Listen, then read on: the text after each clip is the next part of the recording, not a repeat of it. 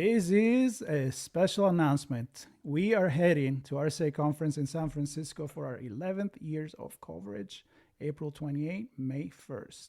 And as always, we're bringing you keynotes, conversations with organizers, speakers, industry leaders, plus the latest insights from the world of cybersecurity.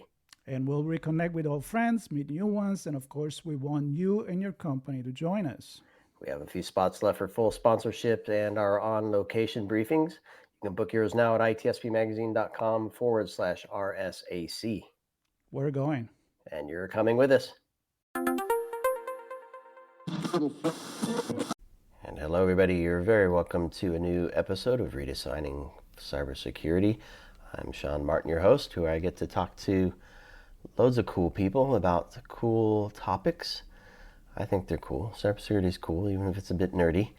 But it's an important piece of running a business. It's an important piece of keeping things safe and running smoothly in society.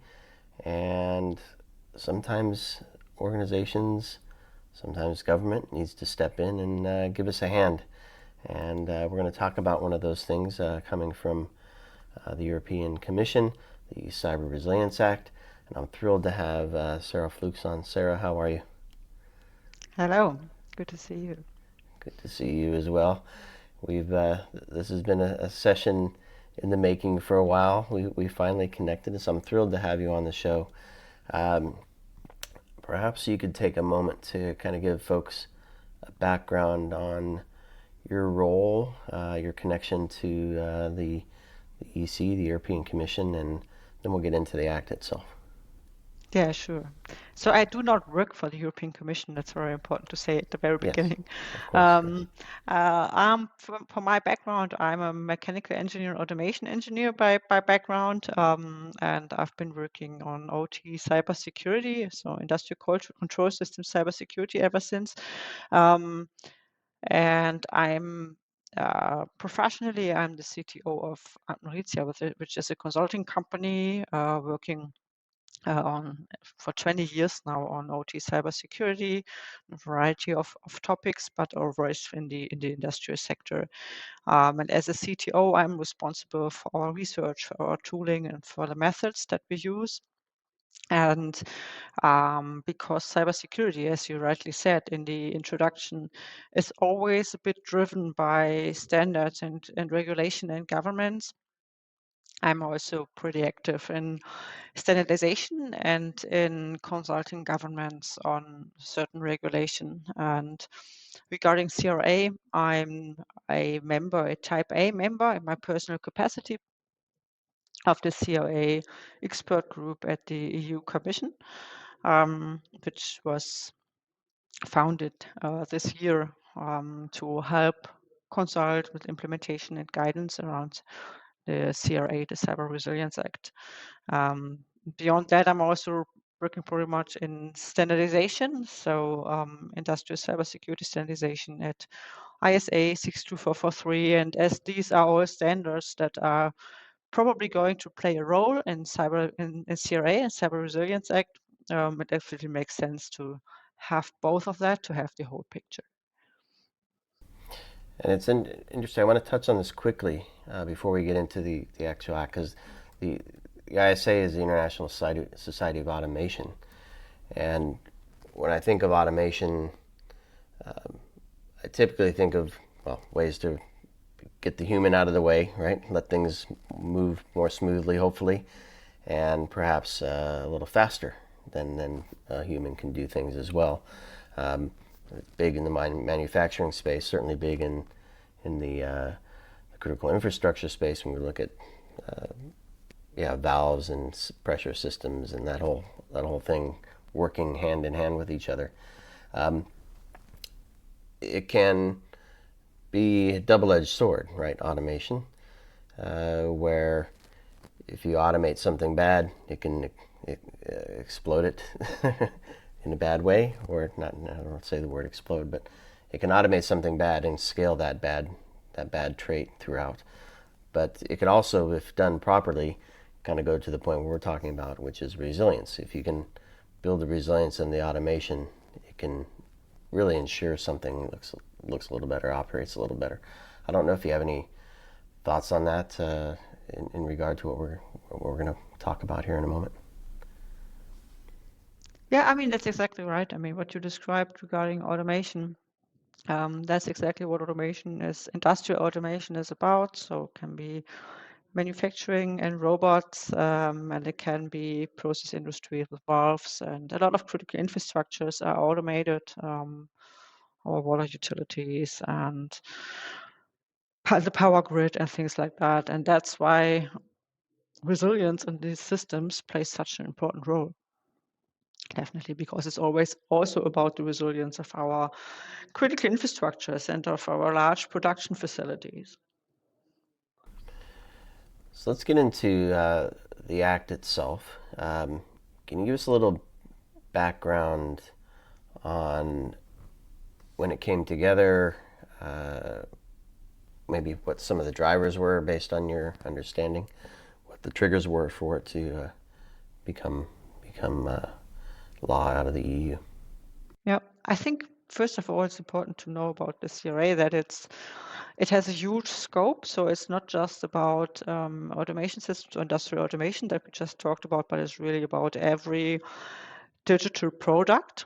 So that's basically really, if you look around at your desk at all the devices that are there, they're probably all in scope of the CRA. It's easier to find examples for what's not in scope than for what is in scope. So like a basic calculator that you've been using at school, that's probably not in scope, but everything else really is. So all digital devices that you have are in scope.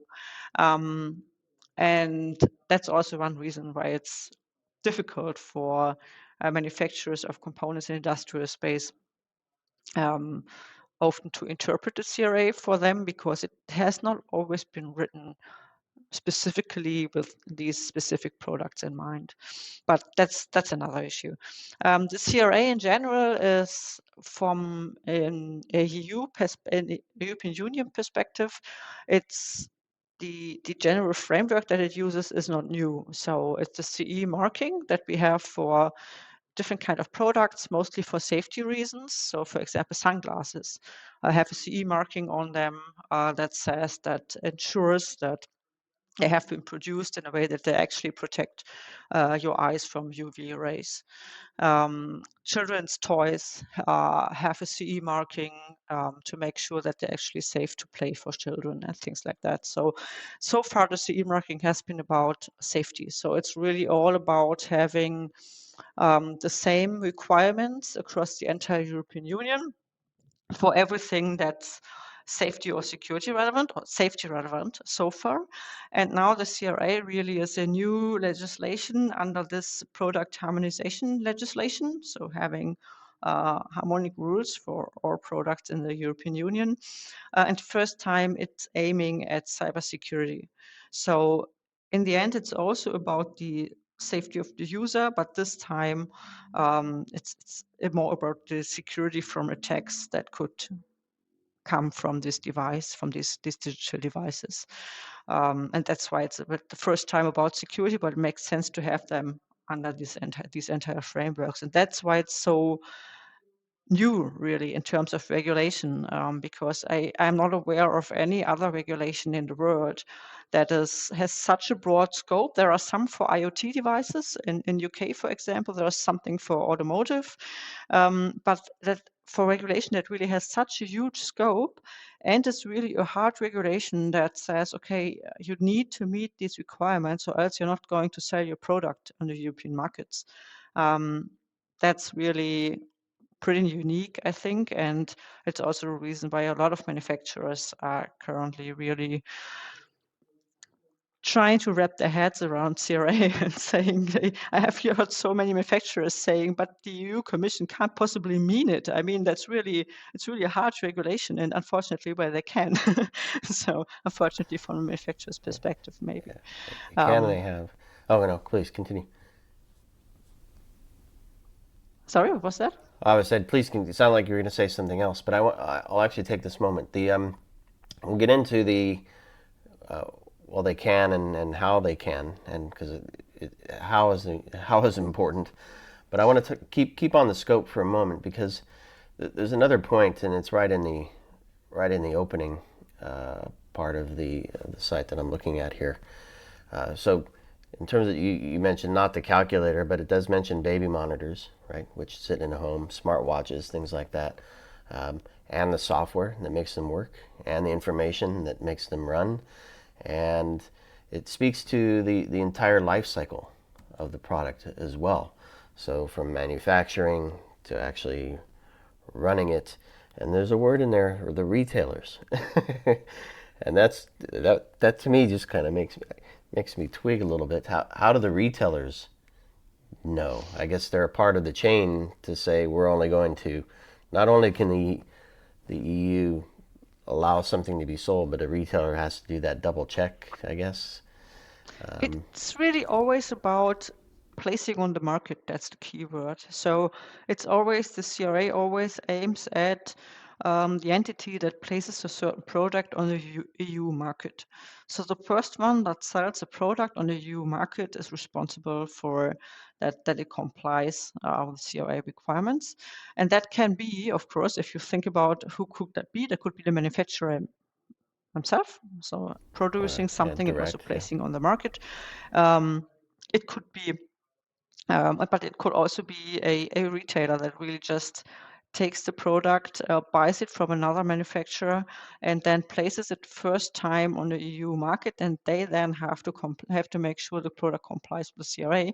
Of course, they can only do that to a certain extent, and because they don't have insights about the production process and things like that. But they need to make sure that all products that they sell, at the very least, have the CE marking. And make sure that they don't have products in their store. That's important for online stores, for example. And it's also a big problem that we have in the European Union, for example, with online stores and apps from China, for example, because they just place these products on the market.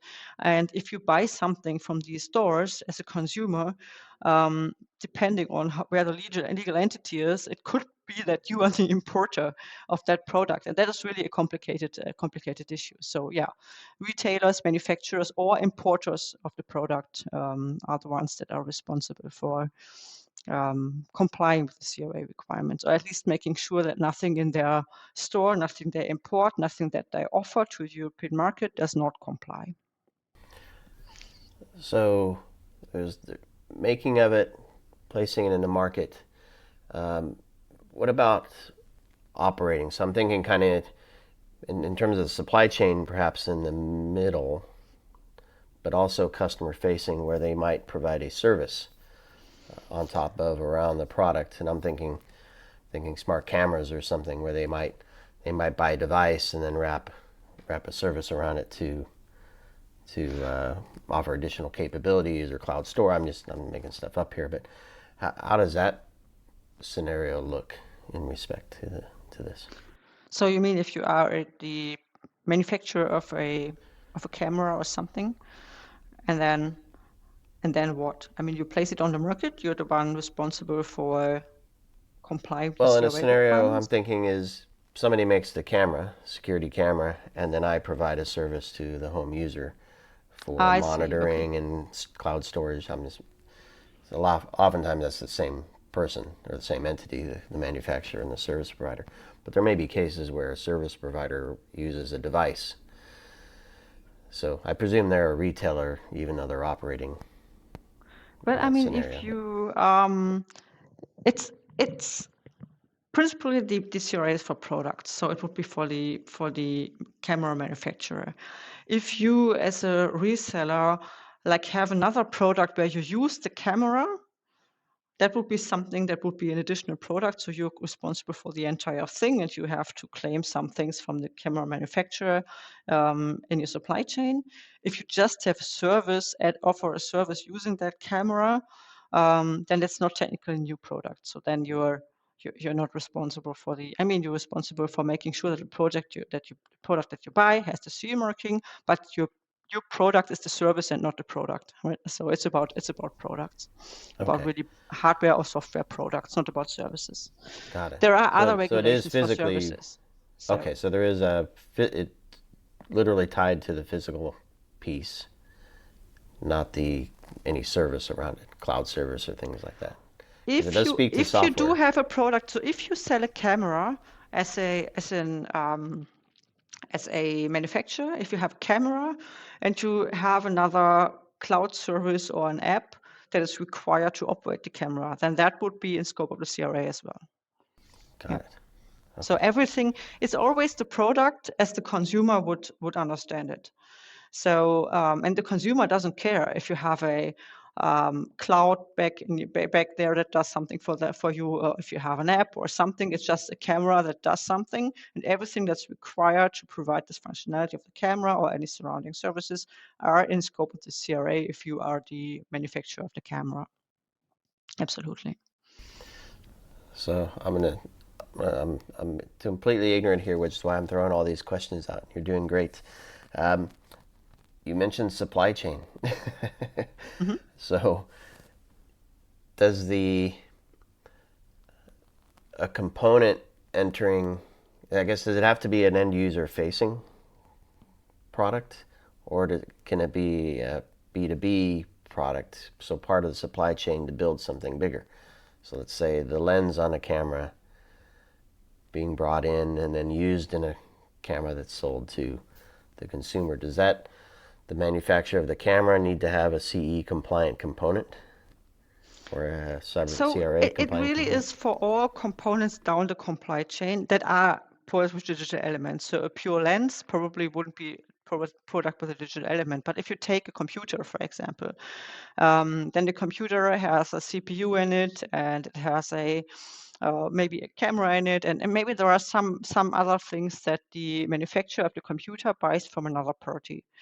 And the CRA applies to all components and to the finished product. So it would apply to everybody that supplies a part of the computer to the manufacturer of the computer, and applies to the manufacturer of the computer that puts it all together to one product. So the manufacturer of the computer basically has the due diligence to do to say, okay, I buy the CPU from someone else. I need to make sure that they have the CE marking as well. And it always depends on, and that's why it becomes tricky if you're the manufacturer of the computer. It always depends on which market you place it, because the CRA only applies to if you place a product on the European market. So if you, as the manufacturer of the computer, buy a CPU from a manufacturer in, I don't know, some other country, and they don't sell it on the European market, but you are the first one who places it on the European market. You're technically the importer, and that makes it difficult for computer manufacturers, for example, because the CRA requirements trickle down to all components. So they have to do their due diligence and make sure that all components also comply. So many places to go with this. We can stick with the manufacturing process. I mean, talk about getting a view into the supply chain. This is going to force that, right? At least for the digital components. Something many countries are struggling with, trying to get a view into what's everything built from. Talk to me a little bit about who's checking, what are they checking, how are they checking? Are they looking at the manufacturing process? Are they looking at the importing? What's that whole world look like in terms of validation that this is actually going as they expect? But technically, there's really a lot of things that nobody knows yet in detail because nobody has done it yet. There are some, it's called conformity assessment procedures that are defined. And since the CRA is one of many regulations that we have under this new legislative framework for these harmonized EU requirements, they also have the same conformity assessment procedures. So you can have a procedure. There are different modules how you can that you can apply to do this conformity assessment. And there are different procedures that you can follow. It depends on which procedures you can follow, depends on the type of your product. So there are products in the CRA, there are annexes 3 and 4 that say, okay, you have important and critical products, and if your product has certain characteristics, for example, if it's a hypervisor or a firewall or a smart card, then it qualifies as a important or critical product, and then your choice of procedures or conformity assessment procedures narrows down, because for these kind of products you need to have a third-party assessment. So really an external party that will come to your place and check your technical documentation and your product, and if you really do comply with CRA. Otherwise, an internal assessment is sufficient. So you have to check it internally and document that you checked it, so that if a market surveillance authority takes a look at all this, they can see that you actually checked it, that you comply. And then there are different modules how you can beyond these third party and internal, there are different flavors how you can prove compliance. So there is one flavor that says, okay, you don't have to check every product individually, but you can have like a pattern that says, okay, I usually build my products this way, and you have that checked. Or you can have a quality management system that also applies to your design process and your production process, and then you have the quality management system checked. And then there's also a European cybersecurity certification scheme underway that is currently being defined. And that's also going to play a big role in the future in cybersecurity and for the CRA, because that's also going to be one way how conformity can be checked. So you obtain such a certificate, and then that counts as a conformity check. And that, of course, would also be a good way to do it efficiently, because having third-party checks for all these products, and even if it's only the important and critical products, it's just a huge scope, and it's just a lot of products, and there's probably going to be a scarcity of external bodies that can actually do these conformity assessments. You mentioned a couple really important things there. So when I first think about this, I think of the final product and it being resilient. But then there's that product in an environment, which we'll get into in a moment, that the environment needs to be resilient with that product operating in it. But you mentioned earlier as well the quality process. So the manufacturing process, the quality control process within the manufacturing process. And I know in the U.S., if you deliver something to the Department of Defense, for example, you have to have a certification that doesn't just check the product. It checks your team, it checks your build environment, it checks your quality process. It checks processes, yeah, that's right. So your vulnerability handling process and your production process and your design process. I mean, in the end, security by design is a lot about how you actually build security during designing and producing a product. So there's always the one part of really having product characteristics. Is your stored data encrypted, or do you have, what kind of authentication do you have, or things like that? And there's also these big process requirements that say, okay, you need to consider security during your process. You need to have a process for continuous vulnerability checking, for example, so that you at least have a way of noticing if there's unpatched vulnerabilities in your product, for example. And then you need to have a process of really making these vulnerabilities known to your customers, advising them what to do with that. So all these things are things that you can't really see in a product, but that is in the process surrounding this product. And you also have to do a cybersecurity risk assessment. That's also something that you can't see in the product, but that's very essential in CRA, because it really is the linchpin for a lot of cybersecurity decisions, where you can say, okay, based on the risk assessment, you can fine-tune how you meet certain requirements and also if they apply. Does the objective include ensuring resilience for the manufacturing process? I'm thinking for key components that we use. I don't know if this is just specifically for consumer products, or because I know we're going to talk about OT and critical infrastructure, which things delivered into that space have a big role in society, not just an individual perspective. What do you say about the zones? What kind of zones? does it speak to resilience of the Resilience, operating okay. of the manufacturing process? So if something is important to be built and we know we're going to need a lot of it, does it ensure that that manufacturing process is resilient so it can meet the needs of Well, see, the I end mean, users? that's a bit how it's different, how CRA is different from, for example, NIS2 or other critical infrastructure protection. It's not really about protecting the manufacturer. It's about protecting the customer of this manufacturer. Got So it. it is about making sure in the design process that the product actually has the characteristics to protect the customer. It is not about the resilience of the production facility of the manufacturer. So that's Got not it. the target. Yeah. Okay. Perfect. Perfect.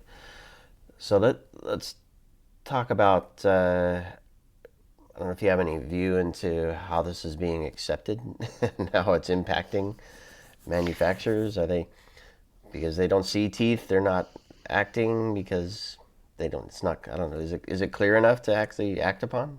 Are there enough details in the Well, legislation to there's a say lot here's of, one, two, three? I think there's, I mean, you probably need to differentiate because for every regulation, there's a lot of people saying, criticizing it because, of course, it's work. And admittedly, the CRA really is a lot of work and it is really concerning manufacturers because they really see it's potentially revenue stream disrupting. So they can potentially not sell products anymore if they don't comply or if they have a vulnerability in their product. And that is really something that worries them. And also, um, I mean, you have to pull up more documentation than you had before. There's always, European Union is always under um, attack for producing too much bureaucracy. And that, of course, is also one point of criticism.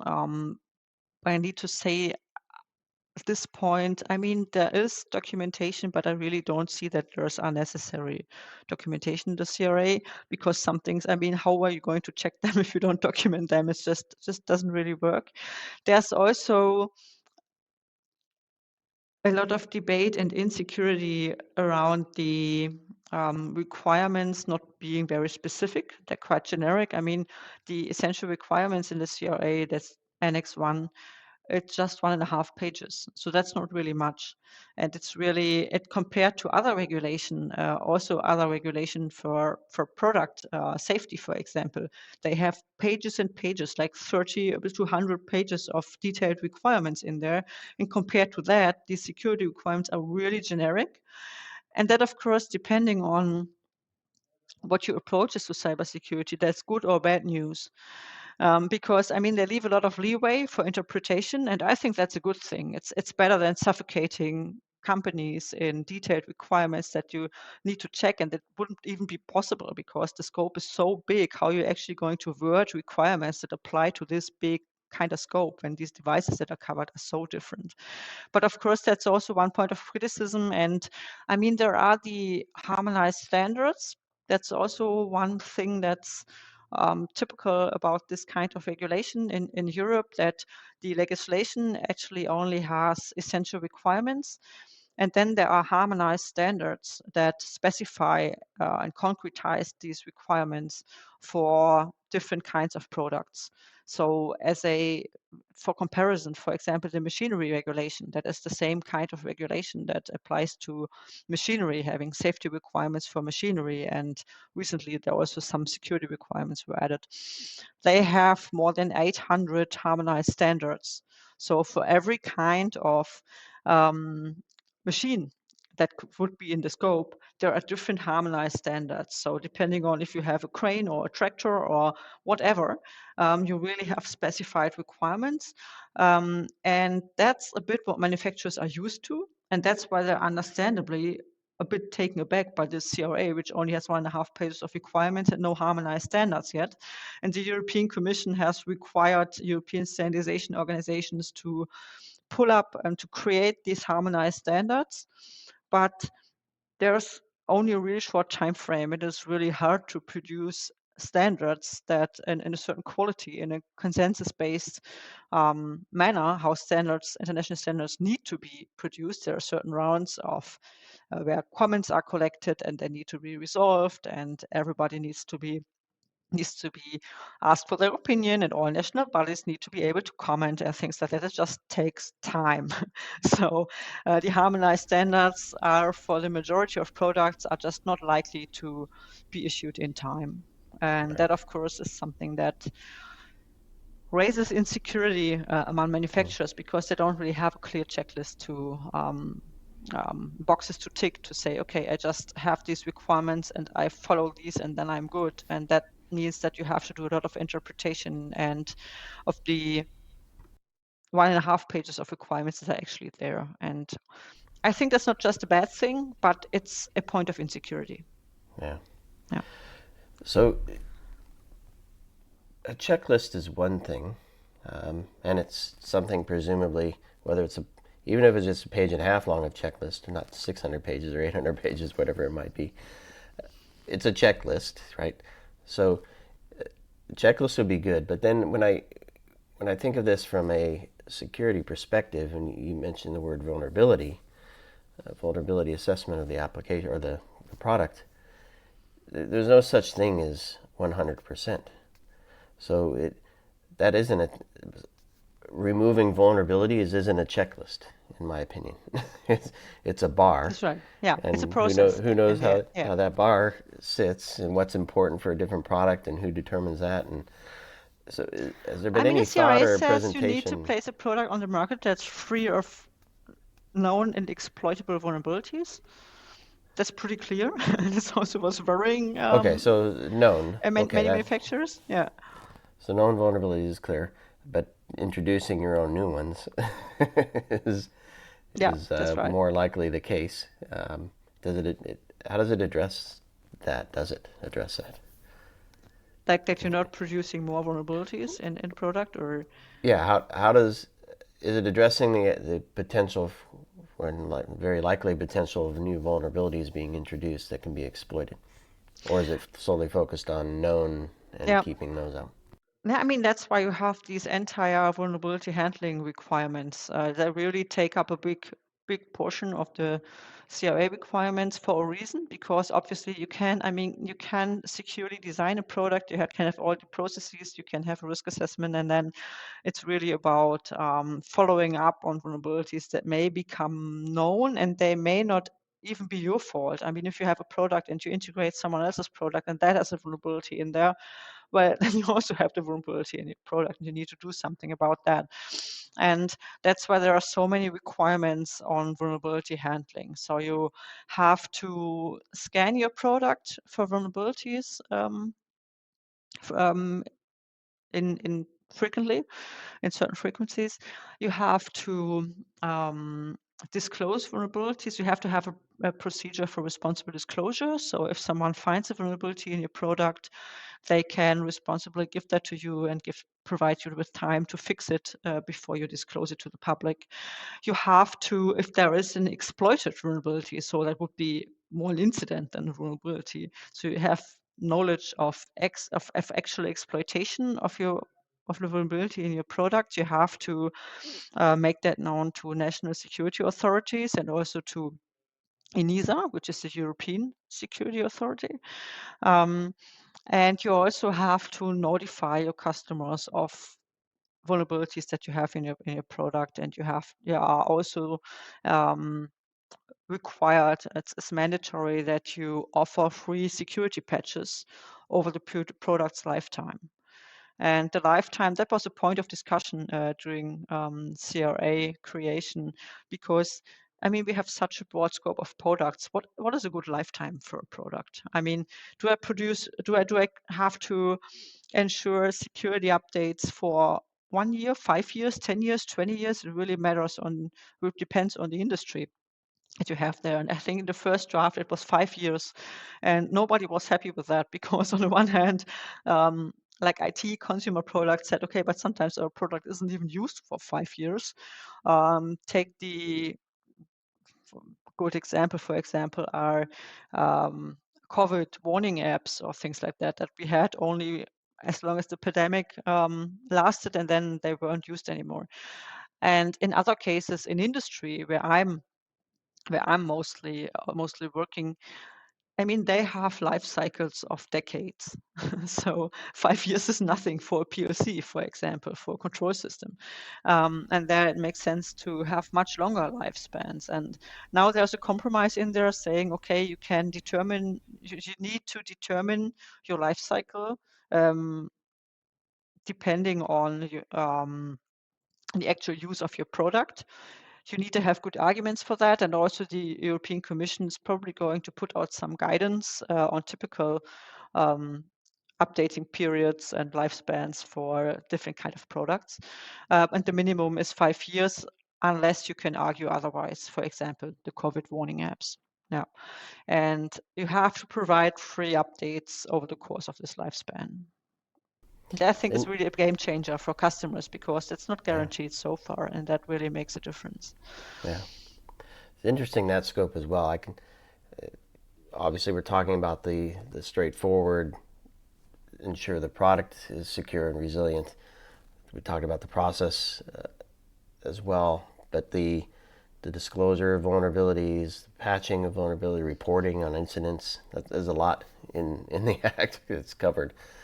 So It you really brought is. up. I Oh, think go ahead. that's what security people like about the CRA. It really reads like a wish list of security good practices. So It's it's a really security not. program.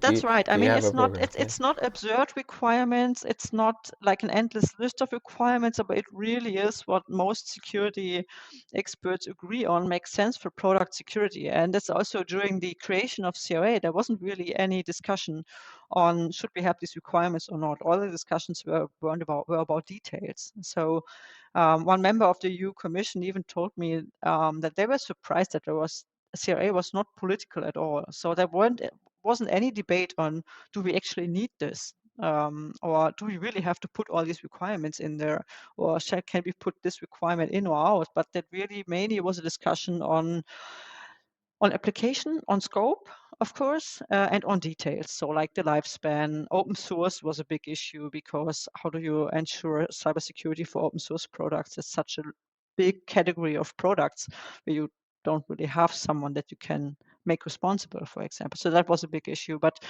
the core of the essential requirements wasn't really an issue. And I think, and it still isn't, because it really is what we all know needs to be done at some point. And the supply chain attacks that we have seen in the past just shows that it's time, and it's about time that not just operators of products or critical infrastructures are responsible for security, because they can only be responsible to a certain extent, and then they don't come any further without their manufacturers, and that's why it's just the next logical step in the chain.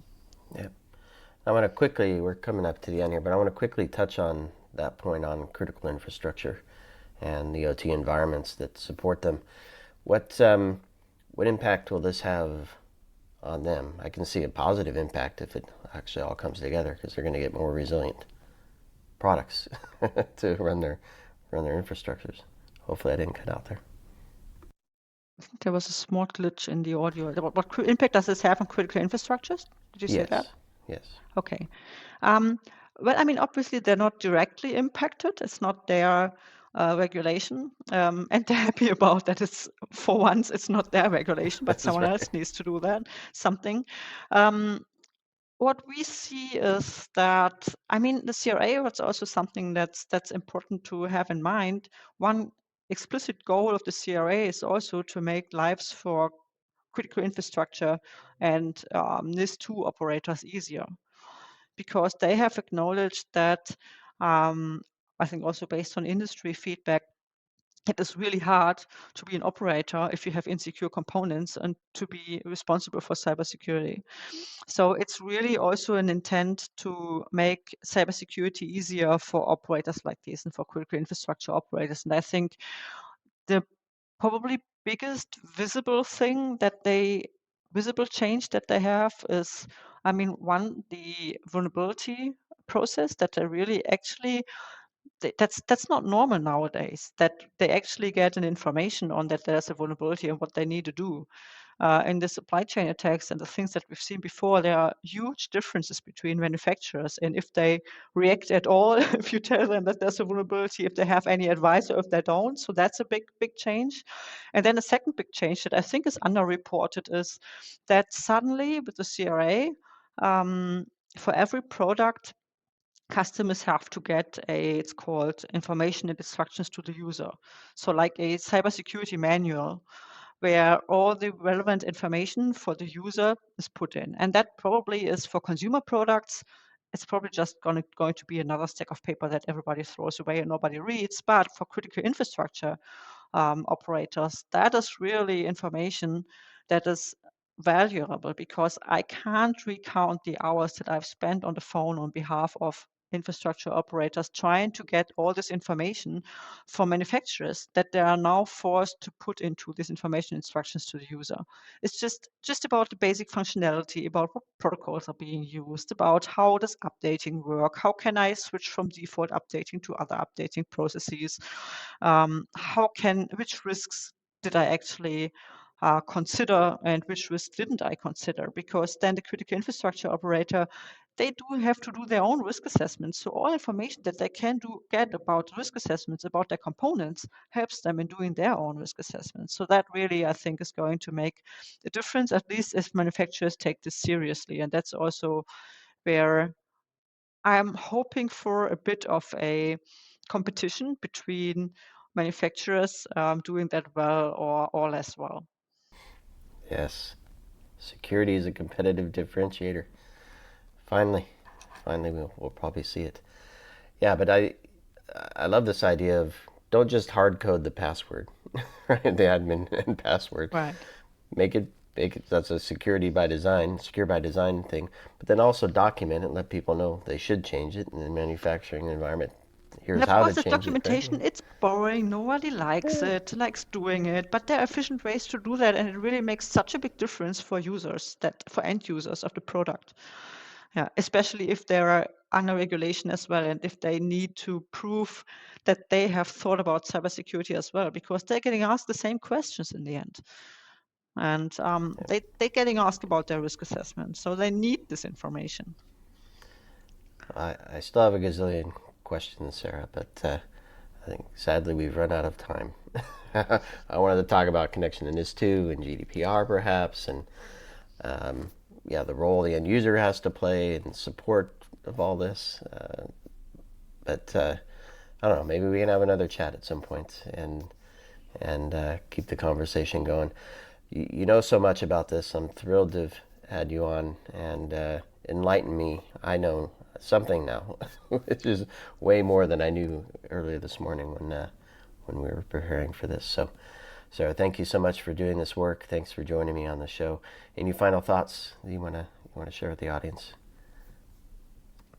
I think the biggest, most important thing about CRA that I tell everybody who's approaching me nowadays, so talking about a lot of manufacturers, is you don't have to be afraid of all this. I mean, it's really every time I get in touch with the EU Commission and ask them questions and try to find out their intentions, they're trying to do the right things and the good things, and they're not going to chastise you for doing a small detail wrong. It's not about that. It's about doing the big picture right. And don't it's no need to panic about that as long as you really care about cybersecurity. Yeah. I think that's the key. Care about cybersecurity. Do the right thing from a cyber perspective from the beginning. This becomes less of an issue. That's awesome about CRA, really. That's why I like CRA, and what I always try to tell people: if you want to do things right for cybersecurity, you're also doing things right for the CRA. It's not, you don't have to do things just for compliance and checking boxes, and that's not normal for regulation. It could be worse, much worse. Absolutely. Absolutely. Well, Sarah, you're fantastic. Thanks again for joining me. And we'll include links to the CRE resource and anything else Sarah thinks would be good reading or watching or listening for folks. And of course, do stay tuned for more Redefining Cybersecurity. subscribe, share with your friends and enemies, and love you all. We'll see you again on the next episode. Thanks for having me.